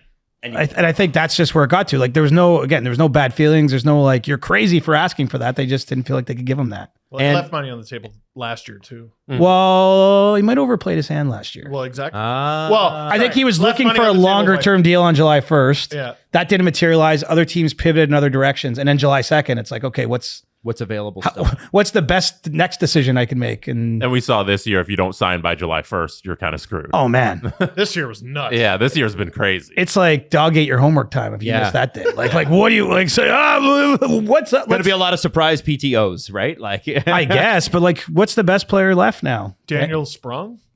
Yeah, Ryan Suter, James Van Riemsdyk, Tyson Berry. Tyler Johnson. Like, but it's a lot of guys, and I say this because some of those guys have been really good players in the NHL, but they're at the wrong end of their careers. We don't know what's left. They're PTO / 1 million one year deal kind of guys. So yeah, all the money got spent in one day. the other big headline, I think, is Boxing Day blowout. Nick Robertson is not going to, according to his agent, not going to sign a deal and has no interest in signing a deal. Not his agent. I was the one who reported this. Oh, you report? Oh, it wasn't his agent. Okay, all right. So he has no interest. I have a theory there. Don't go around trying to out sources. Sorry, I'm sorry. Oh no, I don't know if his agent. I assumed it was. I actually don't know that. No, I have a theory What? there. Nick Robertson has made it known he would not like to resign in Toronto. Why? Nick Robertson has made it known that he would not. No, I think that there's a feeling the Leafs have not given him the opportunity he deserves or he thinks he deserves, and that he wants to go somewhere and be a regular NHL player. And what do the Leafs In the real NHL. in the real NHL? Keith in the real NHL. New Jersey be a fit. But yeah, I don't think it's about like he hates the city or it's nothing like that. I think it's entirely around his career opportunities, the way things have gone the last few years, and a fresh start might be preferred. Do you think that's likely, or because to me he seems like exactly the kind of guy they need? They need 15, 20 goals lower in the lineup. I don't think they certainly aren't going to trade him to trade him. Mm-hmm. Like he's got no rights. His only right is not to come to camp, not to sign his deal. And you know what? I'm a big Nick Robertson booster, but there's a couple of big holes in his game. He's not fast enough, and he makes some boneheaded decisions in his defensive zone. He dekes when he should just chip. And it's little things like that that are going to drive a guy like Berube nuts. And he gets killed twice a game. And it felt like, okay, Nick Robertson wants out to go play in a regular role, but like you could have earned that regular role here because of how I the think- lack of forward depth on the Leafs. Yes. But I think he would argue, and dangerous speaking for him, but my understanding is he might argue that he felt he earned more of an opportunity than he got. He scored 13 5-on-5 goals last year. No, he was, I again, really and good. it gets to the playoff games, he's playing 8 minutes a night. Yeah. And with Matthews and Nylander out. But if there's a new head coach. He reminds me of a guy, like, I don't know if you watch him much, but like that Victor Olofsson in Buffalo. Like he's got a cannon of a shot. Like he can score and he can definitely be a weapon in certain ways, but he's like, you don't trust him in every area of the game. And so you almost need to, it's like Tyson Berry actually, in some, like obviously Tyson's a defenseman, but you almost like you needed to define a very specific role for him and let him thrive in it. But you can't just roll him out there on a top line or something. Yeah. Not at this point anyway. Olofsson had that one season where his shot was like a touch of death. And then, I don't know, just hasn't done a whole But he could still, after. even like what do you have last year? Like I know Not a lot. but he still scored like 20 goals or close. Oh, did he? Huh. What's the likely outcome here? Because the Leafs need 20 goals deep in the lineup. This guy had 15 last year, and as you said, 13 5-on-5. That's huge. I think he's likely back. Yeah. They can mend that, right? Yeah, I mean, I would assume if it really is just about opportunity, give him the opportunity. Well, And the opportunity also seems to be there. Yeah, for the right. reasons you're Yes, talking about. That's what Like, it seems like. I don't think it's outrageous to be like one of Nyes or Robertson, they split each of the top two lines. McMahon can play third because he's better suited for that role than Robertson. So is Nyes. No, it's not like it makes sense. Yeah, like what's I just feel like if He might not be a Berube player though, too. That's true. possible. That's true. But We'll see. I just look at, if we're looking around the league for candidates, like, all right, Nick, you want a job. All right, let's look around the league. The Leafs would probably be a top 10 candidate. Yeah, that's why it feels a little premature at 22 to be demanding you want a spot when you can look from the outside in and say, hey, there's a spot here, and you can just go and earn it in your next season. You're 23. Yeah. So, CJ, what's breaking? It's a breaking news. What's happening? What's happening? It's all good. Okay, good. so like, But there's a lot of crap on my phone. What happened? Oh, man. Me too, actually. is there? Did we miss anything? I hope. Doesn't look like it. No, Okay. not news wise. I'm glad you're checking. I am. I got Twitter open just in case. But so I guess that kind of brings us to this. What is going to be a success for this team? How do we, because we're going to be watching for 82 games and then we'll get to the playoffs. We can't do what we did a couple years ago, which is none of this matters until the playoffs. There has to be some stakes this year. What do the Leafs under Berube need to show in the first, say, 2 months before we get to American Thanksgiving with that, that noted playoff cutoff that people always talk about? What does the first 2 months of this team look like where we go, okay, there's some change in the air here? Well, old U.S. Thanksgiving is now like January 10th. So the way the schedule has been moved. Yeah, so true. So true. So you got to wait till winter solstice. No, I don't know what they can show us in the regular season.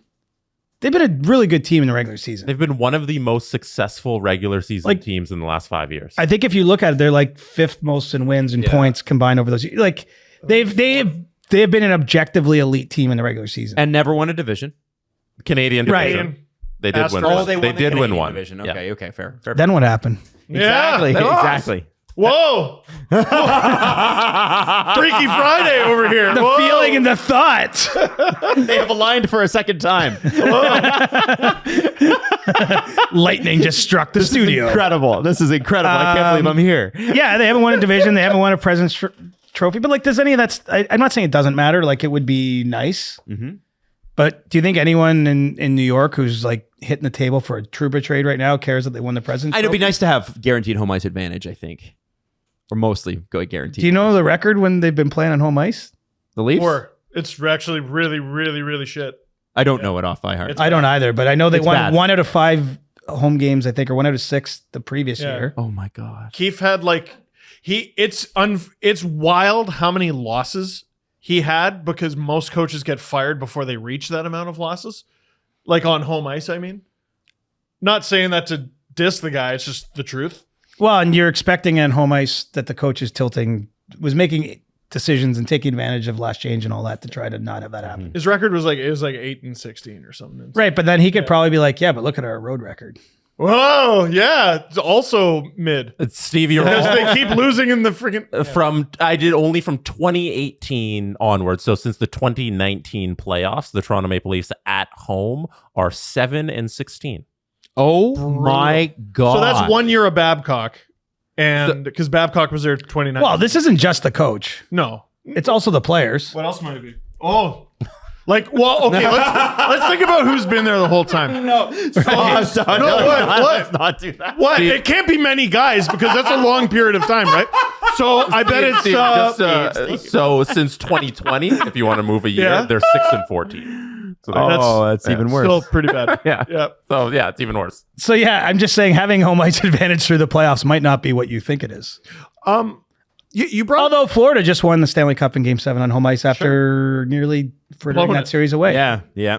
So you brought up Craig Berube, and Robertson might not be a Berube guy or whatever. I'm thinking back, and you're such a good historian when it comes to this stuff. Like you Not to real history, just to whatever asterisk you're going to say. no, Whatever. like you remember playoff runs, especially of the champions. Like you do. Yeah, an because I've incredible usually job. covered them, and so like it's Yeah. more seared in your memory. Yeah, you do an incredible job of being like, here's the beginning, middle, and end. Like the 72 Bruins, I can't remember what happened on their playoff run. That was a little while ago. But like, who were the horses that Berube depended on in 2019? Well, O'Reilly was the big one. Ryan O'Reilly, okay. Petrangelo, you'd think. Braden Shen. Yeah. Braden Shen. So like, this is Remember- what I'm trying to figure out. Like, But they had like Jay Bomeister was playing a big role on that team. Joel Edmondson was the less compromised version of what he is today. Uh-huh. But like he had like Alex Steen at that time as a fourth liner. Like he was not a horse. That's right. But I'm trying to like, what are you trying to pull out of me here? Well, like what I'm Bennington trying to had a figure out. 927 as well. Oh, Yeah. well, Very that's important. pretty good. Yes. What I'm trying to figure out is who on the Leafs can replicate those roles a bit, somewhat. You know what I mean? Well, like who's Tarasenko, for example, and who's like O'Reilly? I suppose you make Matthews. they're different players. Yes. But, I mean, he never had the thing is that Blues team won a cup without anything close to a Matthews. Right. Like they had very, very good players, but they didn't have like a singular star. Well, I look at someone like Bobby McMahon. I'm like, I could see having a pretty big guy, you know, we'll see how he comes back from his injury, but like, I think he's like if I was predicting like someone who could outperform what people are expecting, I think he could be one. Okay. I know that's going to be tough. Last year he had a bunch of goals. Remember one of them came in a hat trick game. He scored in an empty net. Yeah. Like I'm not just saying goals. Like I could just see him playing a more important, like he started last year not really factoring into the team. He didn't factor into their defensive structure at all, and then he became like a guy. Right. But I think this year he could be like a legit, like this guy's on the team. He's an important player. Where if he got injured next year, you'd be like, uh-oh. Whereas like, you know, this year I didn't hear too many people saying that. I mean, it was like too bad that he got injured. I was thinking it. Were you? I was because them Once again, the feeling is ahead of the curve. the Leafs with him in the lineup, like he really tied the room together. Yeah. And when they lost him, it felt like the best they could do is be the best regular season version of themselves in the playoffs. Whereas Well, they I need thought he someone in would've the made them a playoffs to better score player. some big goals, right? Yes, and no one did. Well, nice. Nye scored a big goal. Like they need a bit of that. Like it can't all be on like the main offensive player's shoulders. Like I'm just saying, you have to win the odd game. You know, like in the final, Sam Reinhart scored the game-winning goal, but wasn't that his first goal of the final? Good question. I believe that was his first goal of the final in Game 7. He was their 57-goal regular season player, I know. but and who had success earlier in the playoffs. But like Florida got to the point where they could win because other players had scored. Like remember Evan Rodriguez had 3 or 4 goals in the final.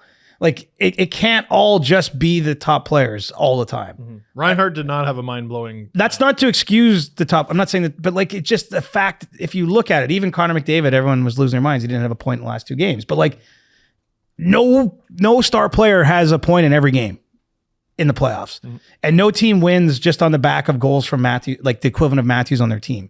Like you do need someone to chip in, and that's what I thought Bobby McMahon could be for the Leafs, and I think he is again.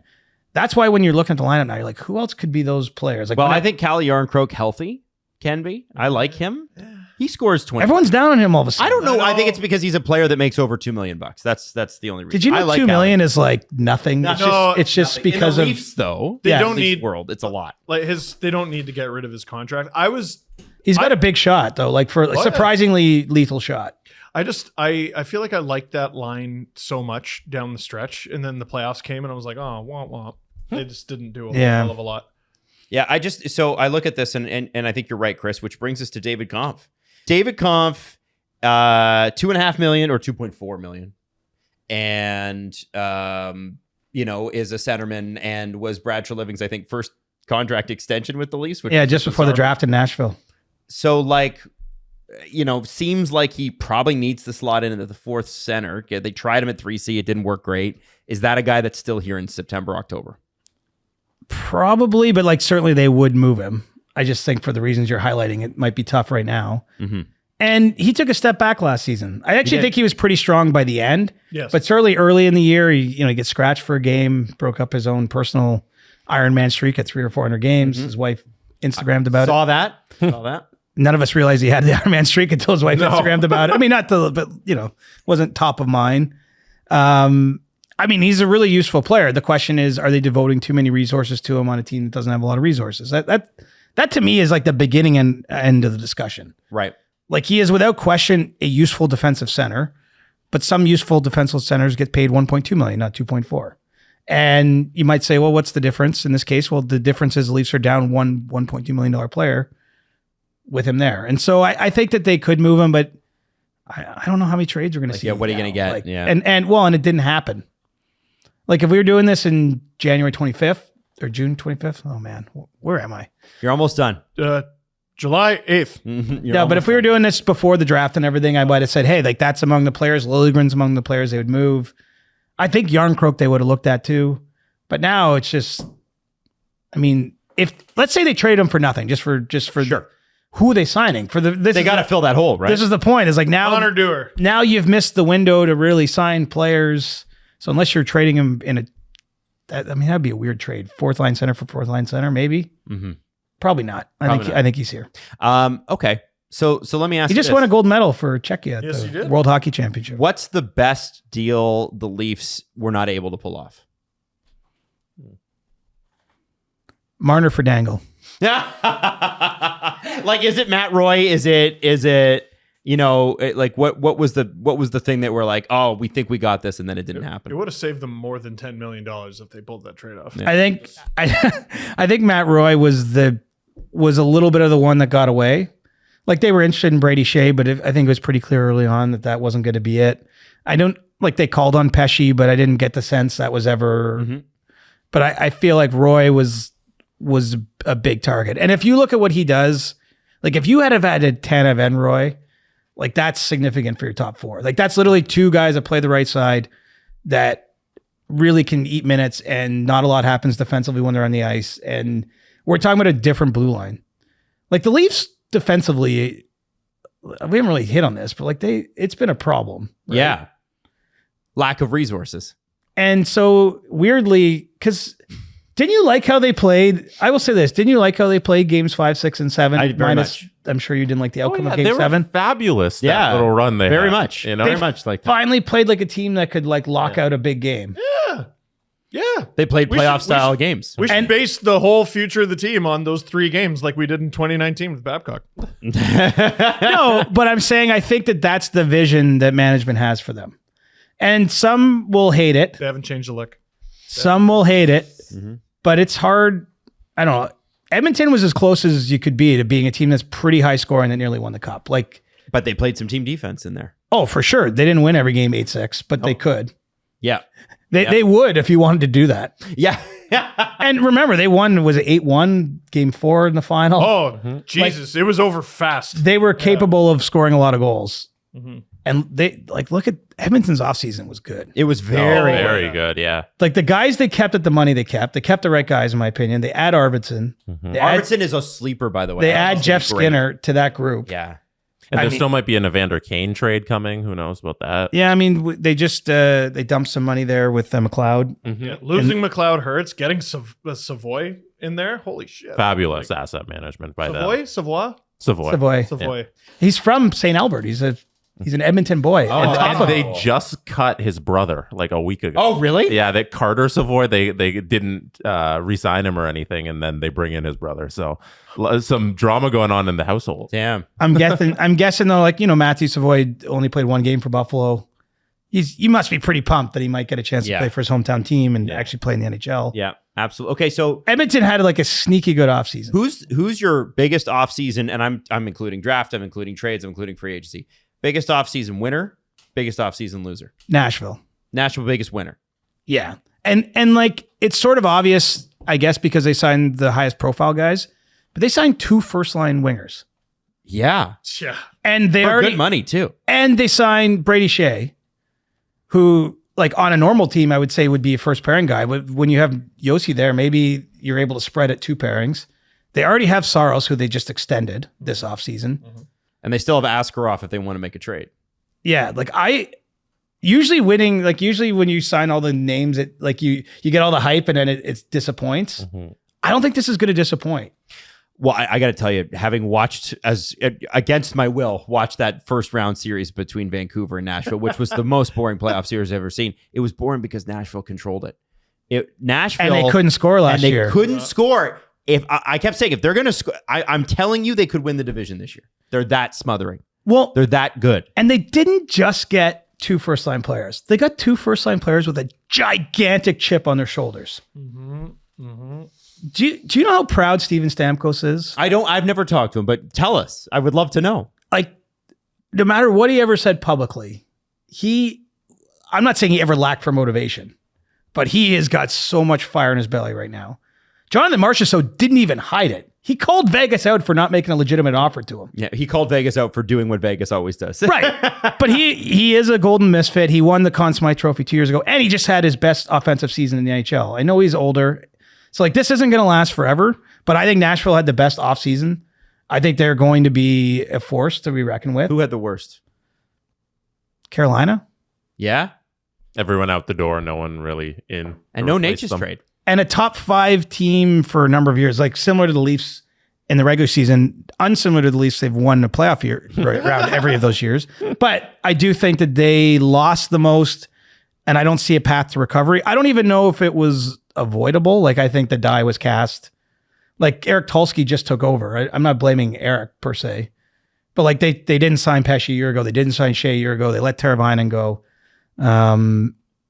I don't know. Carolina somehow, though, just is always good. So maybe I'm missing something. It definitely felt like Waddell went hot potato and just Yeah. It seemed like he left knew the at writing was on the wall. Yeah, Right. left at a strategic time. And while it's all well and good, like I do appreciate they do things differently. They and there's some, like there is some smarts behind that. This might be the time where it's like, okay, it was a little bit too much to hold the line on everybody. So I think Carolina probably, LA, I don't like their offseason. Like they lost Roy and replaced him with Edmondson at a bloated price. That's a crazy price for Yeah. Edmonton. That's Mark Bergevin effect taking. Seattle may come to regret Montour and Chandler Stevenson on 7-year deals at big money. Like I don't think they're bad players, but both of those, like the clock starts on like how long till we're talking buyout. Yeah. Wow.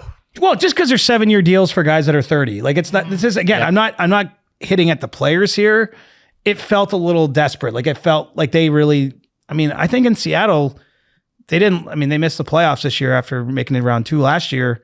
They're feeling the pressure from their fans, right? Like they regressed significantly, and they charge a lot for tickets there, and they've had a great start as a franchise, but like they need momentum. So like I think that they were highly motivated to make a big swing. So I'm not going to call them losers of this deadline, but in 3 years, if we're doing a retrospective, we might be like, ooh, yeah, that was not the right decisions. I'm just confused. So there's a team that. What? Where do you think I'm going? The feeling go is ahead. confused No, again. no. when he says it, ahead. I'm just confused. No. Feel it. I just know. Feel it. Feel it. Bring the feel. They're Let's afraid see. of the expectations from their fans, so they were compelled to make a big swing and do stuff. Yeah, but in this case, I've raised it as like I think that those are swings they'll regret. Oh, fair enough. You know what? Fair enough. Like if the Leafs traded Marner for Who said what? the Leafs? CJ, not everything's about the Leafs, dude. Not everything's about the Leafs. All right. Who said the Leafs? I want to know who said the Leafs. I think I do think those are great picks. The Nashville one is going to be fascinating to watch. I just picked them to win the cup on my pod. Did so. you really? I think they're great. I sure was critical about the U2 thing. I'm like, that doesn't make you a better team, but they sure won a lot after that. And I just loved how they just made you look like a fool. oh, it's just because you took it that was- stance early and then it just kept winning. and I had to keep doubling down. That was on it. I Adam's can't walk it juggernaut. off. That It was Adam's the juggernaut. previous year. It was New Jersey, right? Like I Yes. just it's CJ, who are they up against out of the East in the Stanley Cup final? Ooh. I don't want to pick a boring pick. Rangers. Why not the Leafs? Rangers? Okay. Sorry. all right, CJ. I like Patrick. I like the idea of what Chris Drury's going to do there. Okay, Yeah. I don't think they're done. I like that about them too. Like I think that They're so close. as they get into like next season, I could see them being aggressive in season. okay, all right. Well, we'll see where the Trouba stuff lands. It sounds like he really doesn't want to be moved this year, but maybe next year. Well, and you know what? You said on your podcast that it's a luxury to have Fox, Schneider, and then Trouba. That's a great luxury. 3 right shot defensemen. Might as well take that. And if it's your thing. Shesterkin's good and their forward group, it's not like we're poking a lot of holes in their line. No. I mean, I know they didn't all like again, if this was a Rangers centric podcast, we'd probably be raging about who didn't perform in that third round. But There's a pretty good team there. but it's like, yes. Yeah. Hey, so CJ, you've been really gracious with your time. Steve and Jesse, any extra one last question for CJ, or are we good? Are we through the feelings a little bit? I'm gonna hit the button. We're never over the feeling. Hey, do any of you have advice on what to do with a raccoon? My grandfather used to catch them and then release them. I'm at war with a raccoon right now, and I need some advice. Apparently, Chocolax, because they'll eat it. It won't hurt them, but they don't go back to a food source or a location where it gives them diarrhea. I know a guy. Don't worry. The Steve Dangle Podcast. Follow the guys on Twitter at Steve_Dangle, at Adam WYLDE, and at Jesse Blake. Connection complete.